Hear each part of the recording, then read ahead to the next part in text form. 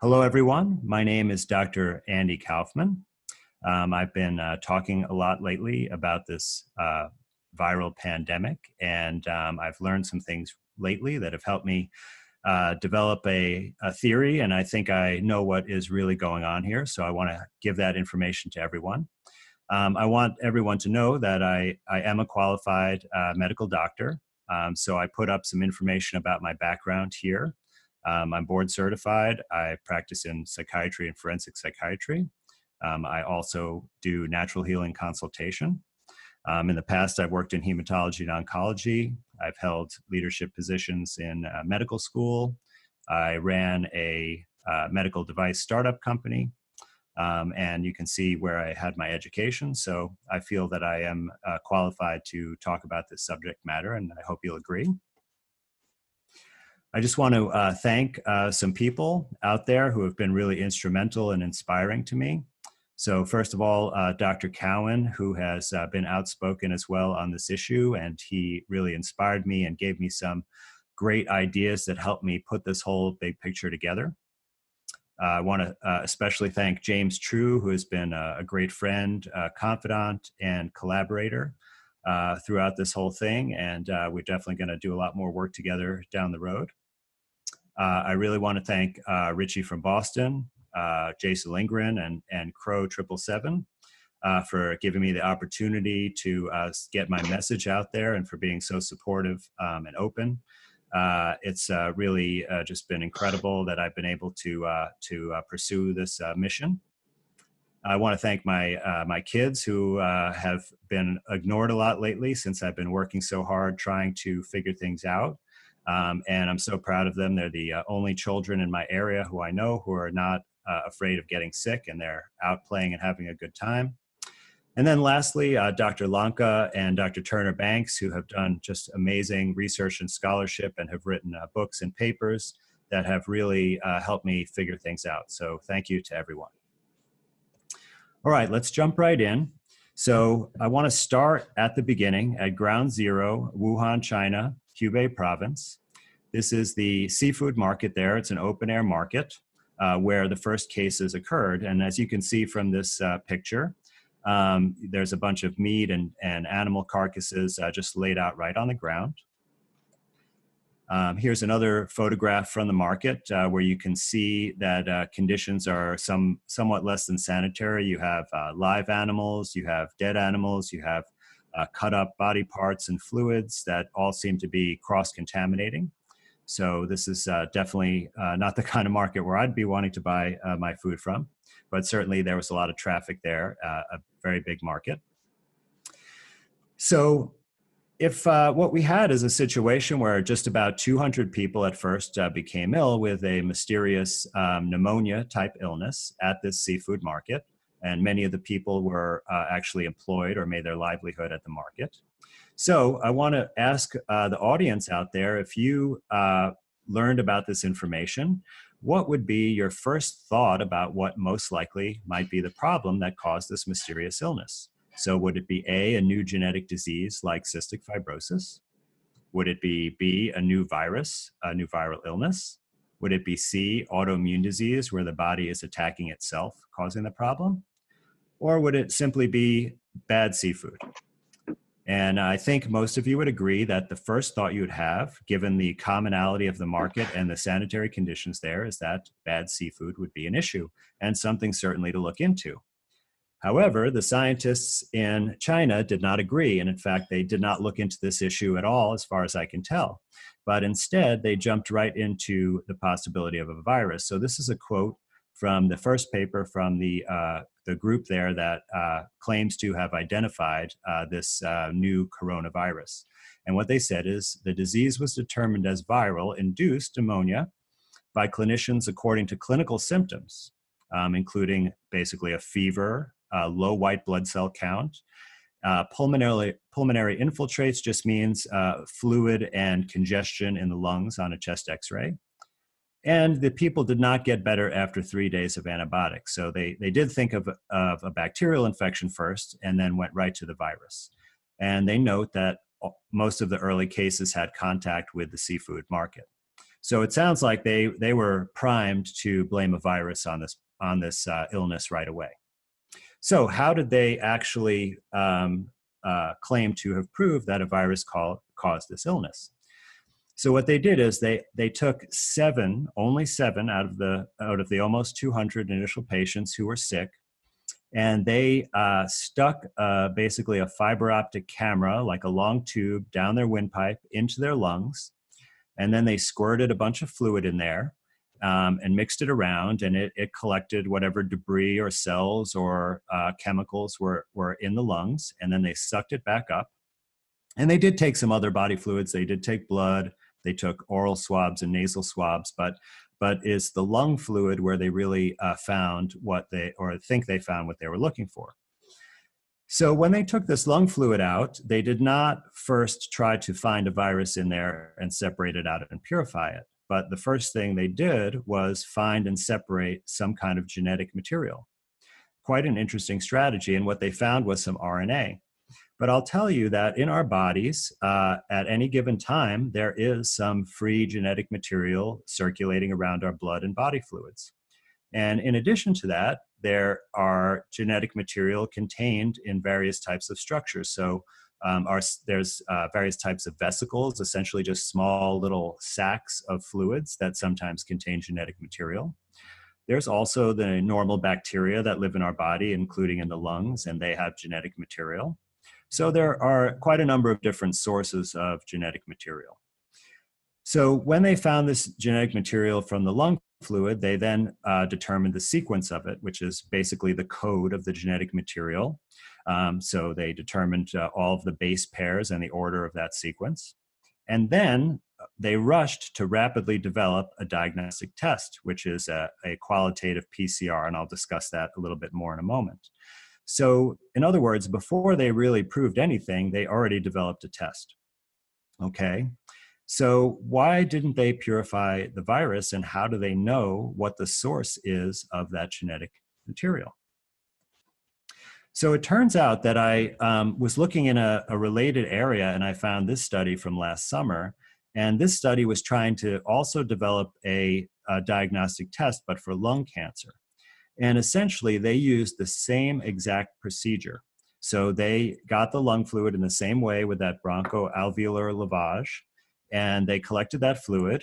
And out of that fluid, they isolated genetic material, and they sequenced that and they called it a possible biomarker, and this could be a test for lung cancer.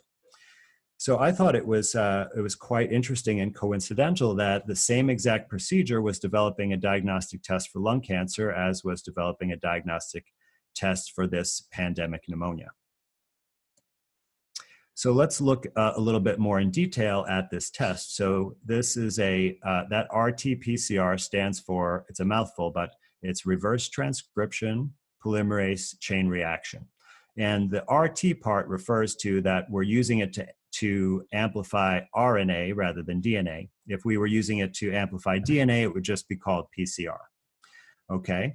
Now, I'll tell you some important things about this test. So the most important thing is it's not actually testing for the virus itself, it's testing for a sequence of RNA. Now, that sequence of RNA may be present in a virus, but it also may be present in other things. And so I'll give you an example, and I think I mentioned this before, but let's say we had a person that we wanted to identify. Okay, so James, I'm going to use you this time. So we want to be able to identify James out of a crowd, and we're going to send him to Yankee Stadium to a baseball game. But we're not going to look for James's face or any other part of his actual body. Instead, we're going to use a surrogate marker just like they're using for this test. So we're going to put a cap on James's head. And now we're not going to use the typical navy blue Yankees hat because there are going to be a million people with that, right? So we got a unique Yankees hat with pinstripes on it. So it's white with blue pinstripes. And we're going to have him put that hat on and then go into the stadium and disperse amongst the crowd. And then we have a team of 10 people that we're going to send out into the stadium looking for that hat. Okay, so we do this procedure, and lo and behold, what happens is we actually find 6 of these hats. Okay, so 6 out of 10 people find someone wearing this hat. So we go and identify if any of those people are James. And it actually turns out that none of them are James, because James doesn't like wearing hats. So once he got in the stadium, he gave his hat to some kid who would have liked it, and that was one of the 6 people that we found. So you see that when you are looking for something that's not exactly the thing you're looking for, but it's something that's associated with that thing, you have to really understand the relationship between what you're looking for and that thing. So in other words, we had to ask James, will you be comfortable wearing this hat the whole time, right? And then we also have to know, did other people buy this hat, or is this a one of a kind hat? Right? So you can see it can be very misleading. We can get a lot of false results by using this type of method. So in order to mitigate that, and by the way, this concept was just drilled into us in medical school, that whenever you're evaluating a new test, that you need to compare it to the gold standard. And that's how you know if it's actually valid.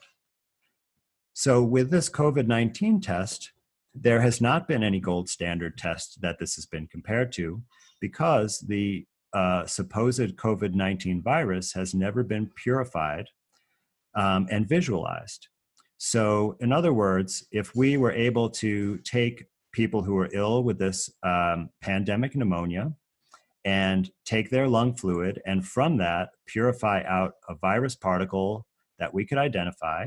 And once we purified that, we could actually take the genetic material right from that particle. So we know that it came where it came from. We know it didn't come from anywhere else, because now we have a pure sample of only these particles. Then we would be able to have a gold standard. And so the way you would test this PCR is you would have a group of sick patients, and then you would have a control group of healthy patients. You would perform the gold standard test, so you'd be able to identify the virus out of each of those patients. And then you would compare the results of the PCR test to that gold standard. And that is really critical, because it would allow you to determine or calculate an error rate, because no test is perfect. It's also very, very important that you have that control group, because that control group would not have the virus present at all, and would also should have a negative PCR test. And that's very important in order to help you calculate these error rates. So one example of a type of error that I think we'd be very concerned about with this test, because we don't want to be mislabeled as being positive for this alleged virus and then risk being quarantined or perhaps even detained. So, we want to know the accuracy. Now, there was a paper that came out where they had to estimate the false positive rate, because you can't calculate it since there's no gold standard to compare it against. And they actually reported an estimated rate of 80% in people without symptoms. So what that means is, if you got tested, let's say you were exposed to somebody who tested positive, or you traveled or something like that, and you want to get tested, or you're asked to get tested, there would be 4 out of 5 times that there was a positive result, there would actually be no illness. So this could be a real big problem. It certainly could vastly overestimate the number of cases, and also could have a lot of consequences for you based on this quarantine situation. So just to talk generally about what the PCR test, because there's actually additional error even beyond what I've described. So what this test does is it's really just an amplification strategy. And the reason this is necessary is because we're kind of looking for a needle in the haystack. We might only find a few copies of this genetic material. And if there's only a few copies, we just can't detect it out of all of the other stuff that's in the fluid. So what this does is it's a reaction that actually replicates the strand of RNA, and it makes a copy. So it makes from 1 to 2. So you would run a cycle of this reaction, and you'd go from, say, 1 copy to 2 copies. Then you would stop the reaction and then start another cycle by adding some more materials, and then you go from 2 to 4 and repeat it again, 4 to 8, and so on and so on. And this is an exponential or a binomial expansion. And if you look at the black curve on the graph here, you'll see that's what that represents. So, generally speaking, when you're using this test, you want to carry out approximately between 25 and 35 cycles in order to get enough amplification that you can see what you're looking for. If you go too much beyond that, what happens is you end up amplifying the noise. So it seems to be generally represented that the absolute maximum number of cycles that you could do and still get an accurate result is 45. And that's exactly the number of cycles that is recommended for this COVID-19 PCR test. So it's right at the upper limit. And I'm going to share this quote with you from another article about PCR. It says, what PCR does is to select a genetic sequence and then amplify it enormously. It can accomplish the equivalent of finding a needle in a haystack. It can amplify that needle into a haystack. Like an electronically amplified antenna, PCR greatly amplifies the signal, but also greatly amplifies the noise. Since the amplification is exponential, the slightest error in measurement, the slightest contamination, can result in errors of many orders of magnitude. So this is not a very accurate test, especially when you're pushing the number of cycles to get so much amplification. Just a slight mistake can result in false positives. And I think that's what we've been seeing.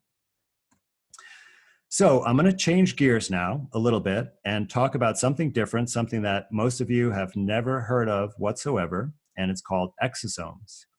And I'm going to talk about what they are and why they're relevant for this discussion. So exosomes are something that is naturally occurring in the body.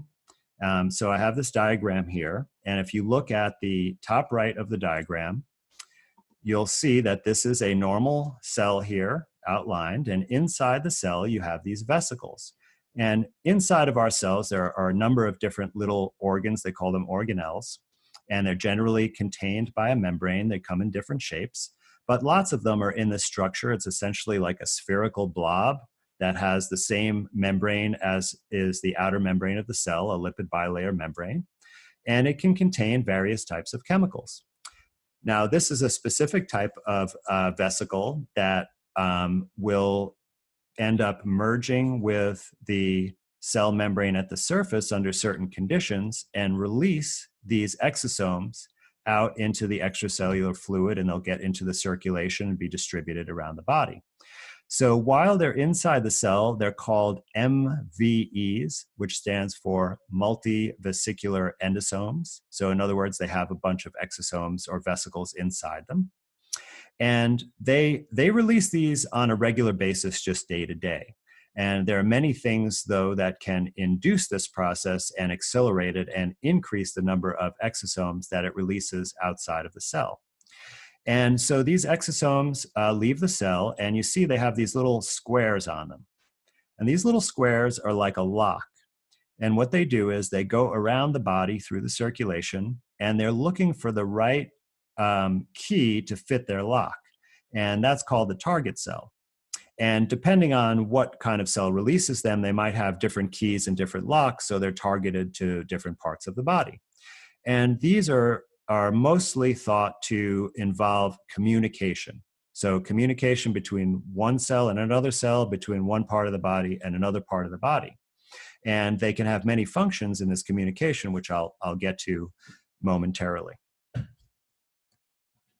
So here on the left, this is an electron micrograph, or a picture from an electron microscope of exosomes. And you can see here an exosome budding out of the cell. And it's essentially a spherical or circular, this is a cross section, so this is like a slice of the tissue, where on the periphery there are like these kind of globular densities or little dots or circles, right? And inside the cell here where it says MVB, these are the same as MVEs, that's where all these exosomes are when they're inside the cell before they bud out, okay? And now we have a picture on the right which allegedly shows this COVID-19 virus. And you can see that there are these vesicles budding out of the cell in a circular shape with these globular dots on the periphery. So essentially, it's the same thing. Now, you might think that this looks a little bit fuzzier on the exosomes and it looks a bit sharper in this picture. And I want to tell you that the reason for that is because when you're cutting these thin sections of tissue to make these slides, you're using this device called a microtome. It's like a vibrating razor blade. And it's technically difficult, and sometimes the tissue doesn't cooperate well, or sometimes the person is less skilled, and you might not have a perfect slice. On this COVID-19 slide, this is, I've not seen a better slice than this. It's absolutely perfect. The one on the left is a little bit thicker. And so that's why it looks a bit fuzzier and less sharp, but essentially you're seeing the same exact thing. And I want to take a look at the same comparison when we see both of them inside of the host cell. Okay, so on the bottom left here, this is a COVID-19 cell. And you see right here is supposedly this is the virus particle inside the cell. And once again, you see a circular shape. And inside, you see these round globular aggregates. Okay, now look at the top right. And this here is showing you this is less magnification, and this is actually a nerve cell. And this is the MVE. So these are a bunch of exosomes inside here. And you see a circular structure filled with these globular particles. So once again, same thing, also same size, both about 500 nanometers in diameter. Okay, you see the scale lines here, so you can see for yourself.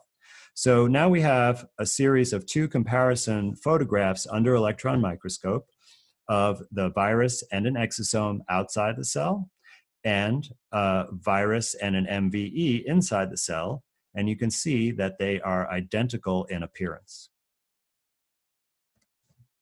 So let's look at actually some physical parameters of these and continue our comparison.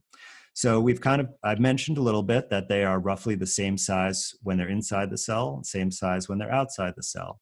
Now there is some variability here. I've looked at lots of these photographs, and I see in both cases there is some variability in the size. So these numbers are not precise, but in every case, they are essentially compatible in their range of sizes.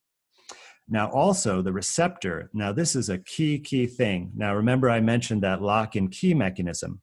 Well, actually with the COVID-19 papers, they have discovered that on its surface, it has a receptor for ACE2. Now, ACE2 is an angiotensin converting enzyme. It's an enzyme in our bodies. One of its functions is that it works with the kidney to regulate blood pressure, and there are blood pressure medications that inhibit this enzyme. But in this paper, what they said is that this receptor is actually how the virus invades the cells. Now, I also was able to find a paper where they've identified exosomes coming from our own body that also use the ACE2 receptor as their lock and key mechanism to find their target cells. So exosomes and COVID-19, the same exact receptor on their surface targeting the same exact cells. Now, these both contain genetic material, and it's both in the form of RNA. No DNA, only RNA. And these structures are both found in the lung fluid. So the lung cancer test that I showed you earlier found exosomes in that fluid, and the lung fluid showed the COVID-19 as well. So you can see that the more we take out this comparison forward, we see that they're essentially the same in every important way. So I happen to be looking in the virology literature, and actually they also think exosomes and viruses are possibly the same thing. So this is Dr. James Hildreth, a very prominent researcher and academic physician in the field of virology and HIV research. He's currently the president and CEO of Meharry Medical College, but he was a full professor at Johns Hopkins, and he wrote this paper with two of his colleagues there. And what he said, and I quote, "The virus is fully an exosome in every sense of the word." Now, this was just a great confirmation for what I was already thinking, and I was kind of blown away when I read this in the paper, because this was one of the last papers I looked at to find this after I'd already come to the same conclusion. It really helped validate my opinion. So what is it that causes us to make more of these exosomes and throw them out into our circulation? So it turns out that almost every type of insult to the body would actually cause this process to occur. So toxic substances, and I found several papers looking at this. Some of them looked at environmental toxins, such as heavy metals like arsenic, and organic chemical toxins. Also found evidence about bacterial toxins, and I have a slide that I'll show you in a minute. So there's clearly has a role in the communication or possibly removal of toxic substances that damage our cells. Now, interestingly, psychological stress, including fear, which many, many people around the world are experiencing in a very intense way right now, also causes release of exosomes. So you see how this may cause false positive tests. Cancer, as I mentioned before, lung cancer has many exosomes. Ionizing radiation, infection, injury, in fact, any type of immune response, so whether it be to injury, infection, or another disease. Asthma. Now, many papers just said that exosomes are induced by disease, and they didn't mention anything specific, and they seem to be implying that virtually any type of disease can cause this process. Now, I really wanted to find evidence that EMF would induce exosomes, but unfortunately I could not find a paper on this. But I want to say to all of the people in this field of research on exosomes that this would be an excellent contribution to the literature if you were to look at this issue, if various, especially microwave radiation like 5G, would cause this as well. So I want to talk about the second paper, because this is going to help us merge these two ideas of a virus and an exosome, and are they the same thing? So this is also from the group in China. This one is published in the New England Journal of Medicine, and they had a slightly different protocol, but essentially it was very similar. So what they did is, once again, they did that procedure to get the lung fluid, and then they centrifuged it and just took the fluid. So any cells from the host, like any lung cells that might be in there, or bacterial cells, would be stuck in a pellet in the bottom of the test tube, and they just took the fluid off the top, assuming that if there were viral particles, they'd be in that fluid. But they didn't actually then try to purify the virus out of that fluid. Instead, they mixed it with cells that they took from a person who had lung cancer surgery, and they incubated it with the lung cancer cells. Now, you remember I said earlier, and I showed experimental evidence, that lung cancer cells make exosomes. So when they then purified particles after incubating this fluid with the lung cancer cells and then examined them under the microscope, well, were they looking at viral particles, or were they looking at exosomes? And I have two images below, and one is supposedly the viral particle from this paper, and the other is an exosome. Can you tell the difference? Here is another slide showing the functions of exosomes as they can remove toxins. So in the upper right here, these green cells are actually bacteria. And by the way, this image, all electron micrograph images are always in black and white. If you see an image like this has been colorized after the fact, and they did that to help you identify what is what. So I think this is actually quite a nice approach, and this is a real slide. It's very different from some of the slides that you've seen that are just computer graphics that are made by an artist. So these particles that they colored purple are the toxins released by the bacteria, and if they were allowed to contact the cell membrane, they would actually bore little holes in there, and the cell's contents would leak out and it would die. So what's happening is that the cell put out these yellow exosomes once it realized these toxins were there, and you see they're all budding out of this central area of the cell, and you can see they're basically swallowing up the little toxin particles.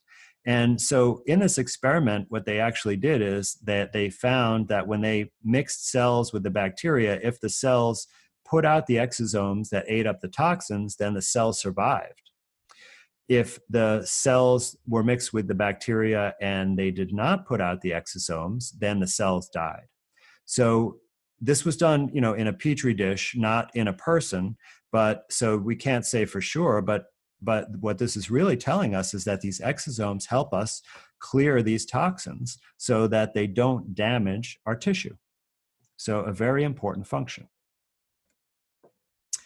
I also wanted to take a quick look because there have been some recent reports that people who have been ill are having rapid recoveries with a couple of non-traditional treatments. Like, these are not things that would typically be thought of by the medical establishment to use for a quote-unquote viral illness. But there are certainly reports. There was a doctor in New York City who claimed that he cured several hundred patients with hydroxychloroquine. I think he combined it with zinc. Now, hydroxychloroquine was originally a drug for malaria, but it's used in the United States primarily for diseases like rheumatoid arthritis and lupus. And it is not known how it works in those illnesses. And in my experience, it doesn't really work at all in those illnesses. However, there has been a bunch of research trying to figure out what this drug does. And I read a review paper on this, and I found quite an interesting thing. So there are studies that show that this drug can release lysosomal enzymes. So I'll tell you that the lysosome is basically the garbage dump of the cell.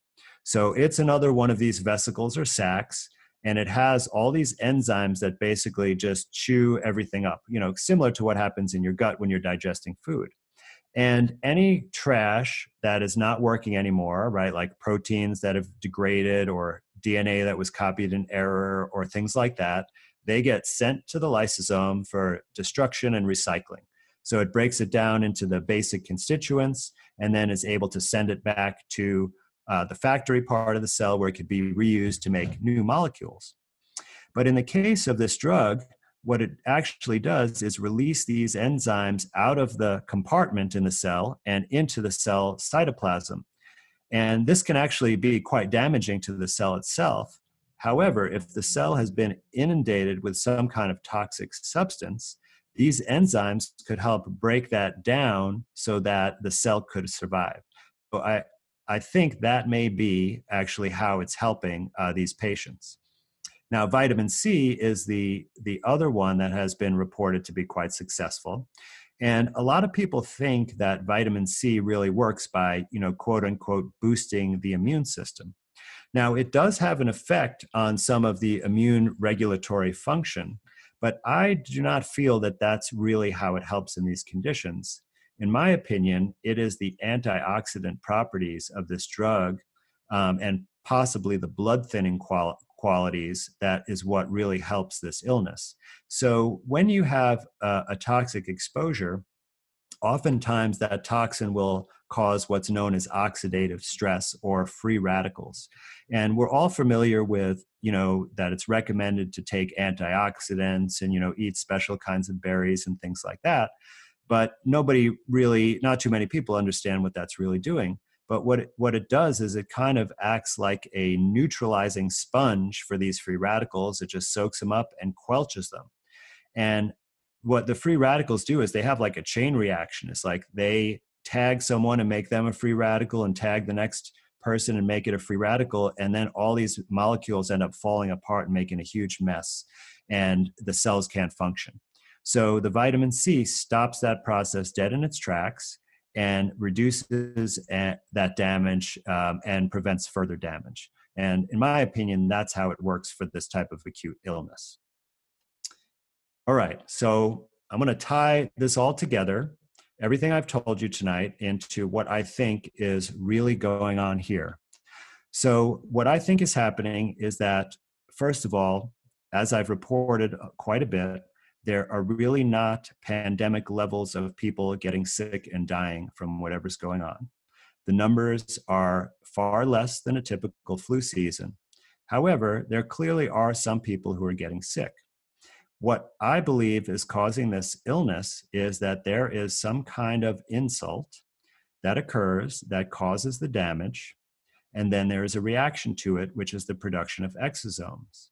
And when we are testing for this supposed virus, we are actually testing for these exosomes, which confirms that there's some kind of unhealthy process going on in the body. Now, I talked about the things that can cause production of the exosomes, and I believe that those represent the cause of the illness. And I think that the possibilities are that there is some kind of poison. Certainly, there's lots of precedent for a pneumonia type illness coming from inhalation of toxic substances. There could be the stress and fear could be the cause. It could represent a regular flu or pneumonia or even a bad cold. And whatever causes those would be the same cause. And lastly, electromagnetic radiation could certainly be a cause as well. There has been a major proliferation and installation of new 5G infrastructure. And there's certainly evidence known that 5G can have adverse effects on one's health, including damaging DNA. And that evidence actually comes from Los Alamos National Laboratories when they've studied microwave and radiation like they use in the body scanners in the airport. And I think it's quite possible that there is not one toxic exposure, but there could be different causes of this illness in different areas, or perhaps even in the same area between different people, that this may not be a uniform cause of the illness, but it does cause a similar constellation of upper respiratory symptoms. And these symptoms are not extremely specific. All of these illnesses, I could list off probably 20 different illnesses that would cause a cough, possible shortness of breath, a fever, and suppress your white count. So there could be several different causes of this, but I do not see any conclusive evidence whatsoever that there is any virus. And certainly you could see that the exosome and the virus are essentially indistinguishable from each other. So let me just reiterate that. So there is some sort of insult or toxin that you're exposed to, it causes illness, and then that stimulates your own cells to induce and produce and put out these exosomes, because they will send the important signal to your body on how to handle this problem. And part of that is they will actually eat up and, like a sponge, soak up these toxins so that they can be safely removed from your body so that you can recover. So what I'm saying is that COVID-19 actually are exosomes and not a virus that invades your body from the outside. It comes from within your body to help you, and it's a reaction to the real cause of illness.